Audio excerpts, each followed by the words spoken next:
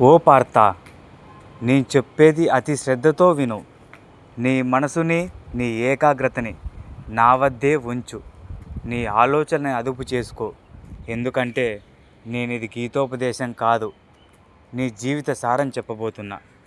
చాలామంది నేటి సమాజంలో ఈ విధంగా ఉన్నారు. పక్కవారు బాగుపడితే చెడిపోవాలని కోరుకోవడం, నీ మెరుగుదలను ఆపేసి పక్క వాళ్ళ మెరుగుదలను ఆపాలని కోరుకోవడం.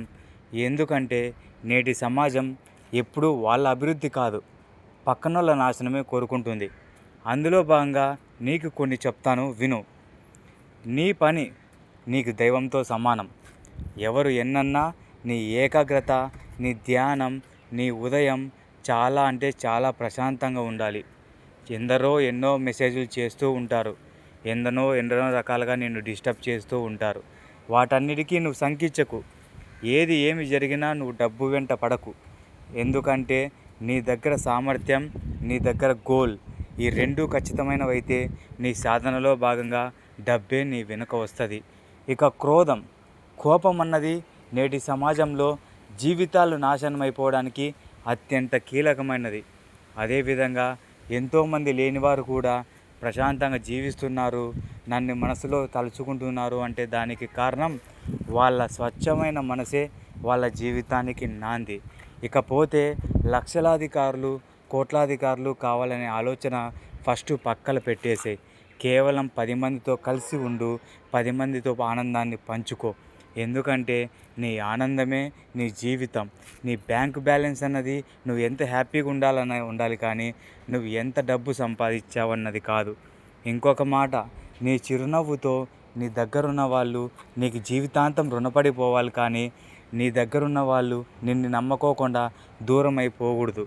ఎందుకంటే ఒక వ్యక్తి యొక్క స్వభావాన్ని పట్టే ఆ చుట్టుపక్కల ఉన్న వ్యక్తులు ఏ విధంగా మెలుసుకోవాలో, ఏ విధంగా ప్రవర్తించాలో తెలియజేస్తుంది. ఇకపోతే అత్యంత ప్రమాదకరమైనది, అదేవిధంగా అత్యంత అమృతమైనది స్త్రీ. ఒక స్త్రీతో నువ్వు ఎంత స్నేహపూర్వకంగా ఉంటే నీ జీవితం అంత బాగుపడుతుంది. నీ ప్రవర్తనే ముఖ్యం. ఇకపోతే నీ స్నేహితులు, నీ మిత్రులు, నువ్వు ఎంచుకున్న సెలక్షన్ అన్నది నీ జీవితాన్ని డిసైడ్ చేసి ఉంది. ఎందుకంటే మిత్రులు అన్నవాళ్ళు ఎంత మంచివారైతే నీ జీవితంలో వచ్చే డెసిషన్స్, నీ జీవితంలో వచ్చే బాధలు అంతగా షేర్ చేసుకోవడం జరుగుతుంది. ఎప్పుడైనా సరే సమస్య రావడం పెద్దది కాదు, వచ్చిన సమస్యకి నీతో ఉన్న మిత్రులు ఏ విధంగా నీకు సపోర్ట్ చేస్తున్నారు, ఏ విధంగా నీకు తోడుగా ఉంటున్నారు, ఇది ఒక్కసారి ఆలోచించాల్సిన విషయం.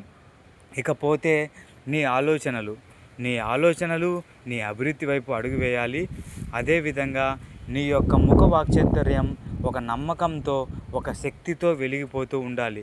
ఎందుకంటే ఒకరు నిన్ను చూడగానే వాళ్ళ మనసులో ఇలా అనుకోవాలి, ఏం ముఖ వాక్చాతుర్యం అంటే అందం కాదు, నీవు ప్రదర్శించే నీ యొక్క అహంభావం కాకోకుండా నీ యొక్క నీ వ్యక్తిత్వమే నీ ముఖ స్వభావం. ఫస్ట్లో నేను చెప్పినట్టుగా ఇవన్నీ నువ్వు ఫాలో అయినట్లయితే నీ జీవితం మెరుగుపడుతుంది. అదే విధంగా నన్ను కూడా ఫాలో చేయి.